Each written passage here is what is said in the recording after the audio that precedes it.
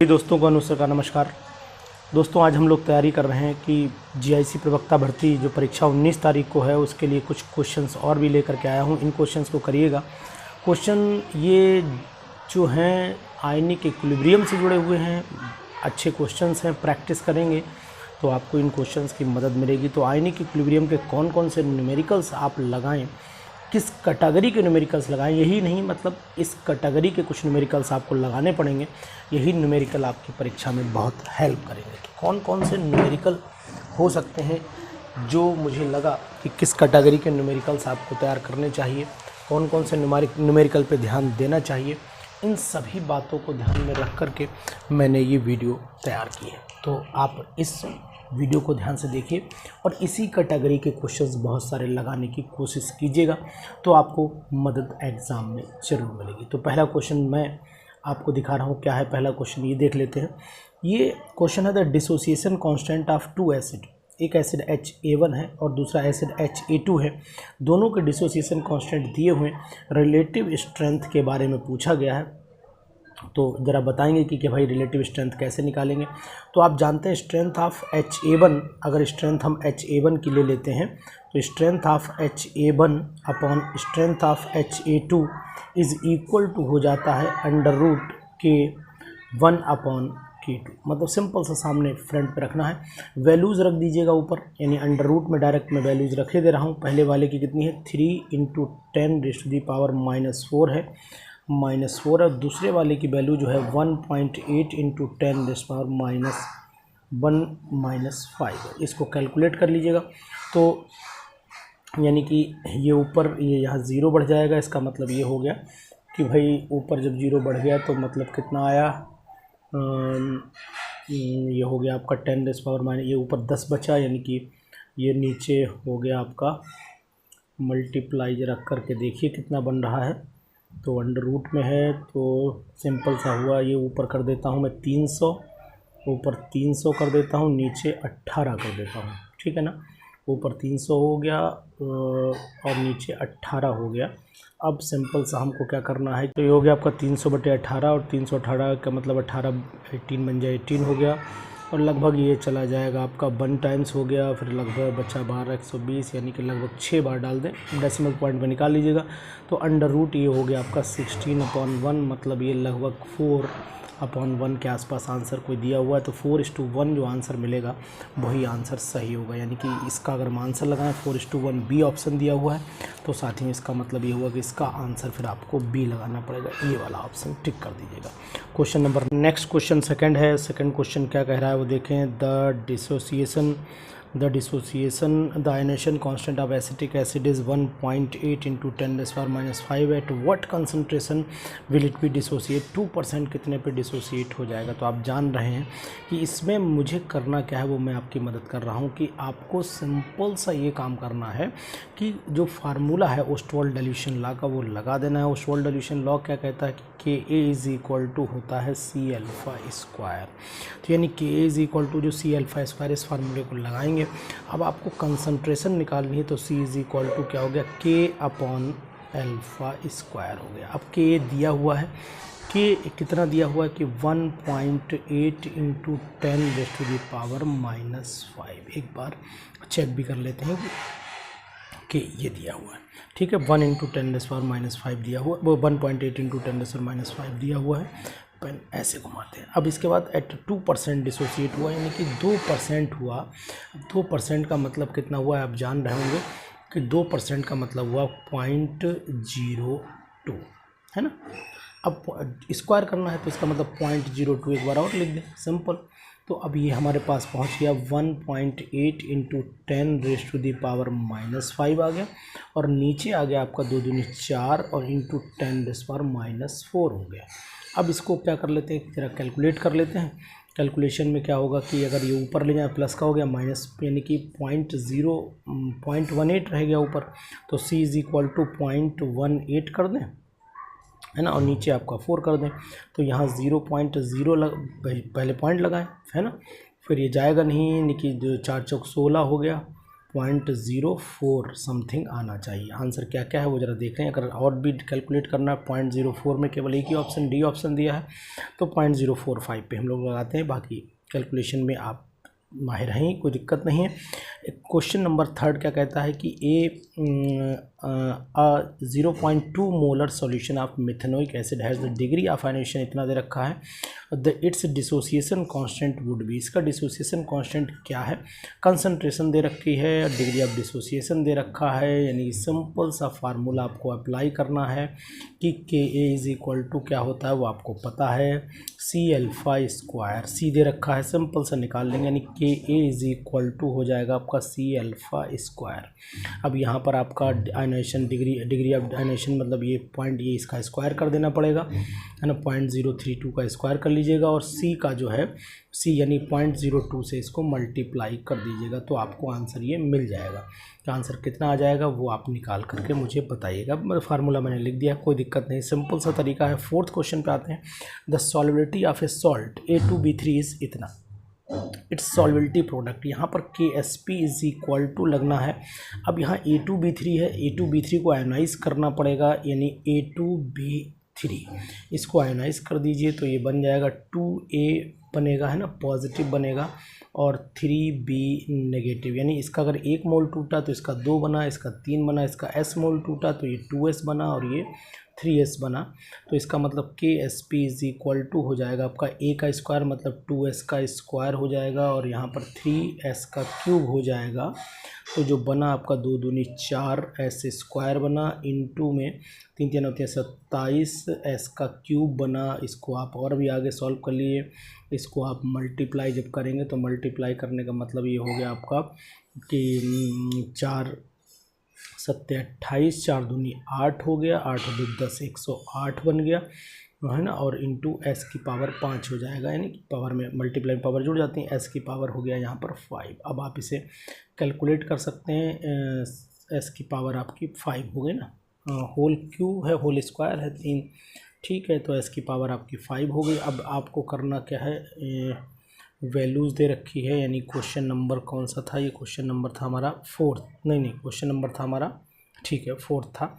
निकालना क्या था, सॉल्युबिलिटी प्रोडक्ट, ओहो सॉरी, सॉल्युबिलिटी दे रखी है 1 × 10⁻⁻4, यानी कि अब हम लोग क्या कर लेते हैं, अब हम लोगों को सिंपल सी वैल्यू पुट कर देनी है S की वैल्यू क्या है, यानी ये 10 की पावर में डाल दिए, S की पावर 5 है, S की पावर 5 है ये, तो यहाँ पर S की पावर 5 डाल दीजिए, तो ये 108 मल्टीप्लाइड बाई जो वैल्यू दे रखी है, वैल्यू कितनी है वो देख लेते हैं। वैल्यू है हमारी 1 × 10⁻⁻4 का होल 5 कर देते हैं, ठीक, तो इतना कर लीजिए। जब इतना कर लेंगे तो आप आसानी से इसका आंसर भी निकाल लेंगे, सिंपल सा तरीका है, कोई दिक्कत नहीं। 4 चौक यानी कि 4 दूनी 4 को 4 पंजे 20, 10 यानी इसको लिखा जा सकता है 1.08, 4 पंजे 20 यानी 20 माइनस का हो गया तो 10⁻⁻18 लिख दीजिए, है ना, 18 लिख दीजिए, सिंपल सा डेसिमल इधर लगाया है ना।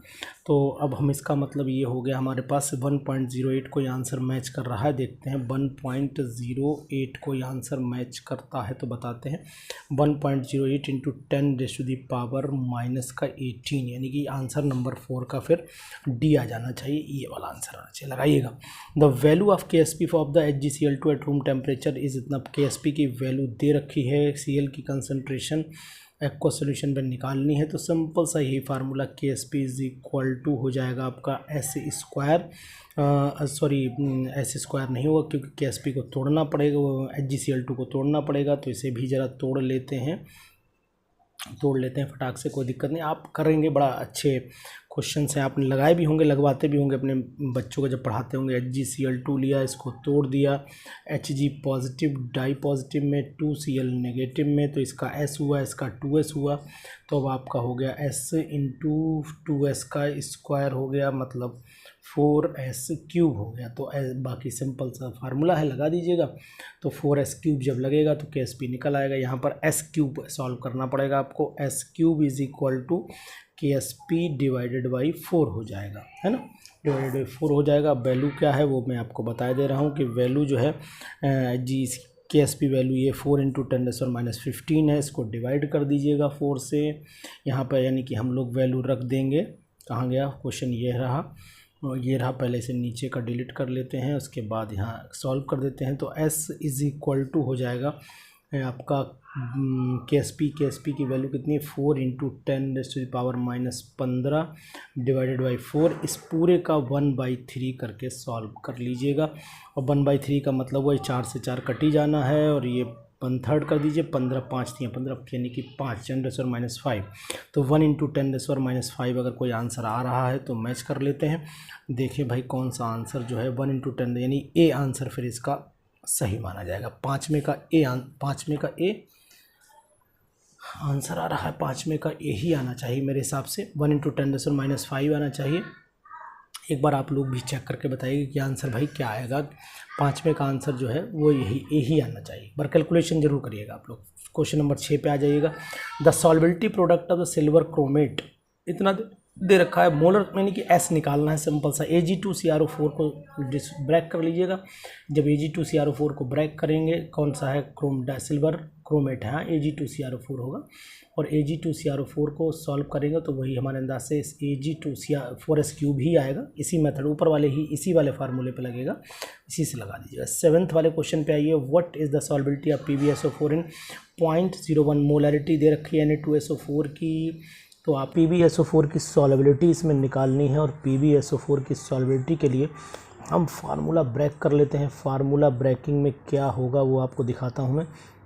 भाई सॉल्बिलिटी अगर आप निकालनी है तो फार्मूला आपको लगाना पड़ेगा, वही सिंपल सा फार्मूला है। KSP = हो जाएगा, PbSO4 तोड़ा तो Pb डाई पॉजिटिव में टूटेगा। चलो मैं वो भी तोड़ के दिखाता हूँ। PbSO4 तोड़िए तो ये बनेगा आपका Pb डाई पॉजिटिव और SO4 डाई नेगेटिव। तो सिंपल सा ये आपका आ जाएगा, तोड़ेंगे तो S² आ जाएगा। मतलब अब आपको निकालना क्या है कि Pb की कंसंट्रेशन आपकी ये हो गई, और SO4 की कंसंट्रेशन ये हो गई, और यहाँ पर KSP गिवन है। KSP कितना है, KSP गिवन है। पहले मैं Pb की सॉल्बिलिटी निकालूं तो Pb की सॉल्बिलिटी जो है वो हो जाएगी आपकी KSP डिवाइडेड बाई SO4 की कंसंट्रेशन। तो इस तरीके से आप वैल्यू पुट कर लीजिएगा, और वैल्यू पुट करके इसका आंसर आप कैलकुलेट कर लेंगे। तो जहाँ तक मैं कोशिश कर रहा हूँ कि वैल्यूज़ लिखता चलूँ। वैल्यू कितनी है, 1.25 × 10⁻9 है, नीचे 0.01 मोलर हो जाएगा। तो यानी कि 1.25 × 10⁻7 आंसर आना चाहिए। तो यानी कि अगर इसका हम आंसर देंगे 1.25 × 10⁻7, पहला ही आंसर दिखाई दे रहा है। आपको टिक करना है, फर्स्ट आंसर टिक कर लेना है। इसमें ये क्वेश्चन अच्छा है, कोशिश करिएगा आप लगाइएगा, फर्स्ट होना चाहिए। आप कैलकुलेशन में देख लीजिए, कोई मिस्टेक अगर नहीं है कैलकुलेशन में, calculation up to the mark है, तो फिर आंसर ए ही आ जाना चाहिए। तो ए पे टिक कर लीजिएगा। चलो मैं कर देता हूँ, कोई दिक्कत नहीं। उसके बाद 8 क्वेश्चन पे आ जाते हैं। What would be the solubility of silver chloride dissolve in, यानी कि 8th वाले में भी ऊपर वाली सिचुएशन ही फॉलो हो रही है, उसमें भी कोई चेंज नहीं आ रहा है। यानी कि KSP = Ag पॉजिटिव आयन और Cl नेगेटिव आयन। इसको ऐसे करते जरा घुमाते हैं, ठीक है। KSP = Ag positive ion and Cl negative ion. Ag positive की सॉल्बिलिटी निकालेंगे तो वही KSP की value divided by Cl ion concentration, और KSP इसमें दिया है, कितना दिया है, KSP दिया है 1.20 × 10⁻10 दिया है, तो ये 0.0 है, ऊपर जाएगा। जब ये ऊपर जाएगा 10⁻9 रह जाएगा, और यानी कि 1.20 × 10⁻9, यानी C आंसर इस पर टिक हो जाना चाहिए। यानी 8th का जो आंसर आना चाहिए वो आंसर C आना चाहिए, तो उसको लगाइएगा। इसी तरीके से क्वेश्चन नंबर 9 भी है। M2SO4 लिया आपने। M2SO4 M is monovalent metal ion, ठीक है। हैज़ ए KSP इसमें भी दे रखा है। सब सॉल्युबिलिटी प्रोडक्ट पे है। The maximum concentration of SO4 die negative ion that could be attend in A saturated solution of the solid at 298 kelvin. यानी कि KSP रखा है, मैक्सिमम कंसंट्रेशन वही पूछा है सैंपल।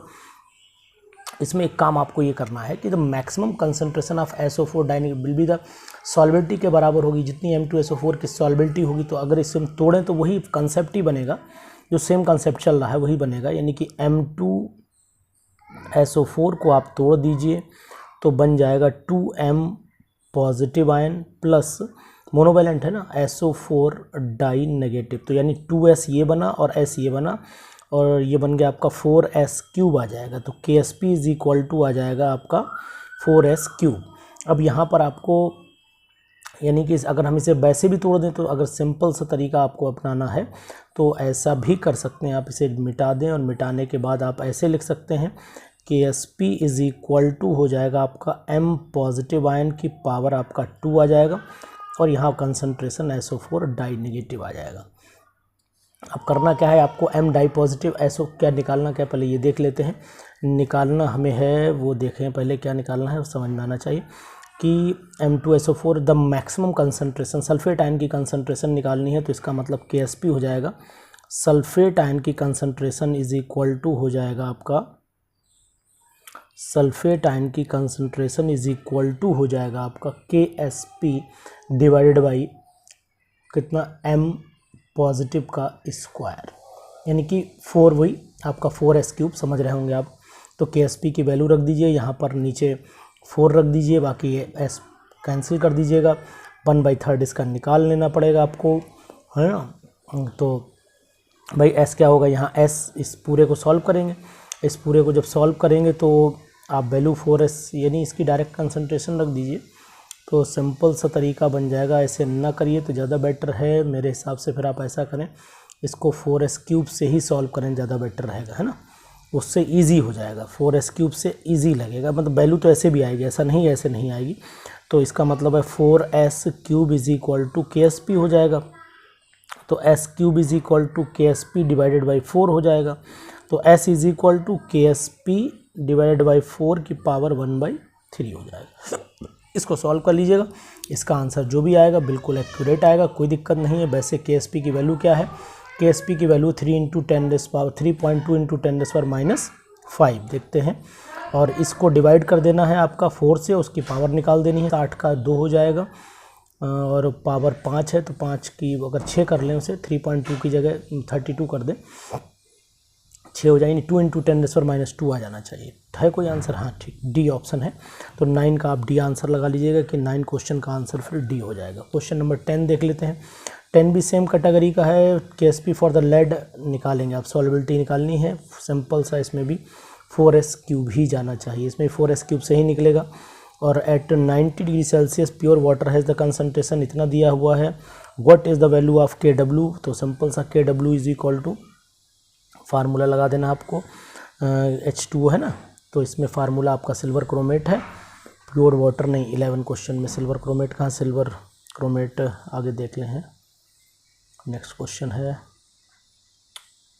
ये, ठीक है, वैल्यू दे रखी हैं। तो आपको करना क्या है कि इसमें पढ़िए पूरा क्वेश्चन एक बार, समझ जाएंगे, सीधा आंसर दिया आगे।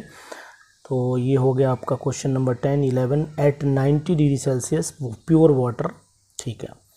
तो KW इज इक्वल टू जो होता है वो आपको पता होना चाहिए। अगर मैं इसे इरेज कर दूं तो KW को ब्रेक कर लीजिए, पहले वाटर को ब्रेक करिएगा, वाटर को ब्रेक करने के बाद क्या बनेगा, H3O पॉजिटिव आयन बनेगा, H3O पॉजिटिव आयन, यानी कि H2O को 2 मॉलिक्यूल वाटर के ब्रेक करिए तो बनेगा आपका H3O positive plus OH negative ion. अब यहाँ पर वही बात है, KW इज इक्वल टू हो जाता है H3O positive ion into OH negative ion हो जाता है। और इस क्वेश्चन में जो है वो दिया है कि इसकी वैल्यू दे रखी है 10⁻⁻6 और 7 मोल पर लीटर, यानी कि 10⁻⁻6 7 मोल पर लीटर दिया हुआ है। तो आप इसे सॉल्व कर लीजिएगा, 10⁻6 ही दिया है, 6.7 दिया है, तो आप मेरे राय में तो इसे 7 मान लीजिए तो ज़्यादा बेटर रहेगा, है ना। प्योर वाटर है तो कंसंट्रेशन वही रहेगी। तो KW जब निकालें 10⁻14 आ जानी चाहिए, यानी कि जो आंसर आना चाहिए वो 10⁻14 आना चाहिए। तो देख लेते हैं कहाँ 10⁻14 ऑप्शन दिया है, ठीक है। 13 to 14 दिया है, वो 6 to 12 है, फिर यही ऑप्शन लगाइएगा, 14 और कहीं है नहीं। तो वो सिंपल सा तरीका है, इसमें बहुत ज़्यादा सोचना नहीं है। क्वेश्चन नंबर 12 को देखिएगा। क्वेश्चन है, acid HA is the 40% dissociated in aqua solution, the hydronium ion concentration, same इस सिचुएशन पे 12वां क्वेश्चन भी लग जाएगा कि H3O positive ion is equal to वही C अल्फा लगा देना, सिंपल सा आंसर आ जाएगा। सी कंसंट्रेशन दे रखी 0.2 और अल्फ़ा की वैल्यू जो है 40% है, मतलब इसे 0.4 कर लीजिएगा, 4 दूनी 8 हो गया और 0.08 हो जाएगा। सिंपल 0.0812, यानी तो ये तो ओरली आप लगा सकते हैं, कोई ऐसी प्रॉब्लम नहीं है। क्वेश्चन नंबर 13 पे आइए। If the solubility product of MOH is इतना है, then the pH of its aqueous solution निकल आएगी। तो आप क्या करिएगा, मैं आपको बता रहा हूँ इसमें क्या करना क्या है। OH ion is equal to KSP की पावर, भाई KSP is equal to H positive and OH negative and M positive हो जाएगा। अब इसकी जो सॉल्बिलिटी पर KSP दे रखा, तो इससे आप क्या करें, OH नेगेटिव आयन कंसनट्रेशन निकाल दें। जब OH आयन कंसनट्रेशन निकल आ गई तो pH इज इक्वल टू क्या होता है, H positive ion into OH ion. OH ion पता लग चुका है ना, सिंपल सा तरीका। P, या फिर ऐसा करो, जब OH आ जाए तो POH निकाल दो। POH जब निकल आएगी तो फिर pH is equal to 14 minus POH आ जाएगा आंसर, है ना, कर लेंगे आप। चलिए मैं एक बार बता देता हूँ, फिर भी आपको हिंट कर रहा हूँ कि कैसे करना है, फिर इजी है, कोई दिक्कत नहीं है इसमें। देखिए क्या है, MOH है तो इसकी सॉल्बिलिटी प्रोडक्ट दिया है, तो KSP इज इक्वल टू हो गया, KSP इज इक्वल टू हो गया आपका M पॉजिटिव और OH नेगेटिव आयन, ठीक है ना। तो अब इसमें करना क्या है कि आपको वही S निकाल देना है। तो जो S आएगा वो कितना, ये आ गया KSP इज इक्वल टू आ गया S square. S is equal to आ जाएगा 1 इंटू 10⁻⁻10, ये KSP है, और इसका हो गया आपका 1/2। जब इसको सॉल्व करोगे तो S 10⁻⁵ आ जाएगा। तो जितना S होगा उतना ही OH होगा, तो इसका मतलब POH जो होगा वो 5 आ जाएगा। और POH जब 5 आ गया तो 14 में से घटाइए 9 आंसर आ जाना चाहिए। तो इसमें 9 आंसर भी दिया हुआ है, तो यानी कि बी लगा लीजिए ऑप्शन इसका। तो इस तरीके से question number 14, the pH of an aqueous solution of the BOH whole twice is 10। pH दे रखी है, ठीक है। इफ़ द KSP ये दे रखा है, द कंसंट्रेशन ऑफ निकल आएगा, बिल्कुल सेम मेथड से लगाइए, बहुत ही इजी क्वेश्चन है। 14 क्वेश्चन लगाइएगा। 15 इफ़ Ka दिया है SCN का इतना, pH इतनी दे रखी है SCN की, यानी कि आप इसको क्या करेंगे ये मैं आपको बता दे रहा हूँ। फार्मूला एटलीस्ट बच्चों ने कहा सर एटलीस्ट फार्मूला तो लिख दिया करिए, तो वो मैंने तरीका आपको बताया हुआ है। तो K इसमें करना है क्या, 14 वाले क्वेश्चन में आपको सिंपल, सॉरी 14 तो हो गया, 15 पे आ जाता है। 15 में क्या करना है कि K, भाई K किसी भी आयन की कंसंट्रेशन क्या हो जाती है कि Ka अपॉन ओसवाल्ड डिल्यूशन लगाइए। क्या कहता है ओसवाल्ड डिल्यूशन लॉ कि H positive ion is equal to Ka upon V, मतलब V को इंटू C कर दें। तो H3O पॉजिटिव आयन की कंसंट्रेशन Ka दे रखा है, और अंडर रूट में ही कंसंट्रेशन दे रखी है, pH, अच्छा pH दे रखी है, then the pH of, then the pH, अच्छा ये कंसंट्रेशन है, ये कंसंट्रेशन दे रखी है, ये भी मल्टीप्लाई कर लीजिए तो ये आपका निकल आएगा H पॉजिटिव आयन। जब H पॉजिटिव आयन कंसंट्रेशन निकल आए तो फिर आप pH निकाल दीजिए। चलिए फिर भी आपको एक बार मैंने अभी ओरली डिस्कशन किया है, मैं अभी आपको कैलकुलेट करके भी दिखाई दे रहा हूँ, नहीं तो आप कहेंगे लोग पता नहीं सर क्या बोले चले जा रहे हैं, है ना, कभी कभी हो जाता है, कन्फ्यूज़न है, कोई दिक्कत नहीं। देखिए क्या होता है कि Ka जो निकालना है, तो Ka इज इक्वल टू हो जाएगा आपका सिंपल सा H पॉजिटिव आयन की कंसंट्रेशन, एसिड है ना, अगर कोई एसिड है तो सिंपल सा वीक एसिड पे ओसवाल्ड डिल्यूशन लॉ लगाइए। Ka इज इक्वल टू हो जाता है C अल्फ़ा स्क्वायर, ये होता है ना। तो अब आपका कंसंट्रेशन इज इक्वल टू हो जाएगा अंडर रूट हो गया आपका Ka अपॉन C, A1 ना, सॉरी Ka अपॉन, उल्टा लिख दिया यार, alpha square is equal to Ka upon C हुआ ना। तो ये आपका alpha square is equal to हो गया Ka अपॉन C। तो अल्फ़ा इज इक्वल टू हो गया आपका under root Ka upon C। अब आपको करना क्या है, यहाँ पर सबसे अच्छा तरीका ये है कि आपको वैल्यूज जो निकालनी है, यानी HCN तोड़ना है, इसमें H पॉजिटिव आयन निकाल देना है। तो क्या होता है कि जब हम लोग ऐसी कैलकुलेशन होती है कहीं पर, तो ये कर लेते हैं कि HCN को तोड़ा H पॉजिटिव आयन में और Cn नेगेटिव आयन में, ठीक है ना, सिंपल। तो इसका 1 मोल था, 0 हो गया, 1 में से अल्फ़ा घटा तो ये अल्फ़ा बना, ये अल्फ़ा बना। अब दिखा आपको अल्फ़ा दिख गया ना। अब इसका मतलब है कि जब हमें अल्फ़ा पता लग जाएगा तो H पॉजिटिव आयन की कंसंट्रेशन पता लग जाएगी। अब इसमें होगा क्या कि भाई सॉरी, यहाँ पर क्या होगा, सी अल्फ़ा स्क्वायर हो जाता है। तो अब सिंपल सा तरीका ये है कि यहाँ पर अगर हम लोग सी से कंसंट्रेशन से मल्टीप्लाई इस तरीके से कर लेते हैं, सी वॉल्यूम्स होते तो डिवाइड कर लेते हैं। तो यहाँ पर हमें करना क्या है, हमें करना ये कि हमें सी अल्फ़ा स्क्वायर जो वैल्यू है वही सी अल्फ़ा स्क्वायर जो होगी वो वैल्यू ही हमें निकालनी पड़ेगी। तो सिंपल सा फार्मूला इसमें लगा दीजिएगा कि के ए इज़ इक्वल टू हो जाएगा आपका C alpha square, C alpha into C alpha हो जाए, इंटू सही से बना, इंटू सी अल्फ़ा हो गया ऊपर, नीचे सी इंटू 1 माइनस अल्फ़ा, और आगे उस वोल्यूशन आप ये और ये कैंसिल कर दिया हम लोगों ने, इसको नेगलेक्ट कर दो नीचे वाले को, तो आपका सी अल्फ़ा यही कंडीशन पे आ गए हम लोग। तो अब आप क्या करिएगा, H पॉजिटिव आयन कंसंट्रेशन अब आप सिंपली निकाल लेंगे, कोई दिक्कत नहीं, क्योंकि कंसंट्रेशन आपको दे रखी है, कंसंट्रेशन दे रखी है, आप वैल्यूज़ पुट कर लीजिए, के दे रखा है, अल्फ़ा आ जाएगा, पता लग जाएगी आपको वैल्यूज़। तो 15वां वाला क्वेश्चन आप करिएगा, कोई दिक्कत नहीं है, इसमें सिंपल है। How many grams of NaOH must be dissolve in 1 litre of solution to give pH, ये 16वां क्वेश्चन है।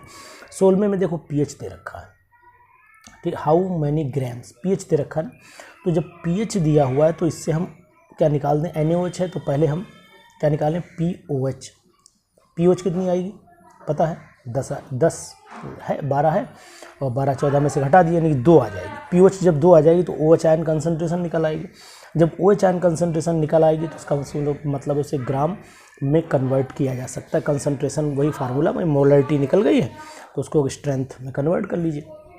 जब आप स्ट्रेंथ में कन्वर्ट करेंगे मॉलिकुलर वेट से मल्टीप्लाई करना पड़ेगा, NaOH का मॉलिकुलर वेट 40 होता है, तो वही सिंपल सा है, वेट जब निकालेंगे NaOH का तो molarity into molecular weight, molarity आप निकाल लेंगे। तो ये 16 हो गया क्वेश्चन। 17 क्वेश्चन देख लीजिए। 17 क्वेश्चन क्या कह रहा है कि 20 centimetre cube of X molar solution of HCl is exactly the neutralize by the 40, तो सिंपल न्यूट्रलाइज कर दिया गया NaOH से। तो pH तो आपको सिंपल सा इसमें करना क्या है कि मोल्स NaOH के कितने हैं पता लग जाएगा आपको, कितने मोल्स हैं, 0.05 मोल पर लीटर है, ठीक है। अब मोल्स पता लग गया आपको, मोल्स, ठीक। इसके बाद क्या करना है, मोल्स HCl के भी आपको पता है ना, मोल्स। अब आपको N1V1 लगा देना है, N1V1 is equal to N2V2 लगा दिए, M1V1 मोलरिटी ना, M1V1 is equal to M2V2 से आप वैल्यूज़ निकाल लीजिए। जब वैल्यू आ जाए तो इसका मतलब है कि अब आपको H आयन कंसंट्रेशन पता लग जाएगी, जब HCl की कंसंट्रेशन पता लग जाएगी तो pH निकल आएगी, सिंपल सा। तो ये क्वेश्चन जितने भी pH और सॉल्युबिलिटी प्रोडक्ट से ही जुड़े हुए हैं, द pH ऑफ सॉल्यूशन, अब ये सब क्वेश्चन pH पे चलने लगे हैं। तो क्वेश्चन नंबर 18, 19 और 20 ये क्वेश्चन जो है वो आप थोड़ा सा करिएगा, इनकी प्रैक्टिस करिएगा। 18 पे भी जरा डिस्कशन, एक बार रनिंग तो डिस्कशन कर ही लेते हैं। The pH of a solution is 5, pH 5 दे रखी, to this solution sufficient acid is added to lower the pH to 2, यानी pH को 2 तक घटाया गया। The corresponding increase in H3 positive ion concentration कितना लगभग बढ़ जाएगी, तो जैसे मान लो H3 पॉजिटिव आयन की कंसंट्रेशन कितनी है, pH दे रखा है 10 पर, भाई pH दे रखा है तो कंसंट्रेशन कितनी हुई 10, ये 5 है pH, तो H आयन कंसंट्रेशन 10⁻⁵ हुई। अब इसमें एक न्यू एसिड ऐड कर दिया गया जिसकी 10⁻² हुई, तो टोटल जोड़ लीजिए, टोटल कितना हुआ, चेंज कितना हुआ, -5 है, 10⁻⁵ है, उधर 10⁻² है, तो इसका मतलब इंक्रीज़ कितना हो गया, इंक्रीज सिंपल सा 10⁻³ टाइम्स हो गया, बढ़ गया, यानी कि 1000 गुना हो जाना चाहिए। निकालिएगा आप, मैंने तो अपना कैलकुलेशन के हिसाब से बताया है आपको, चेक करिएगा आप लोग।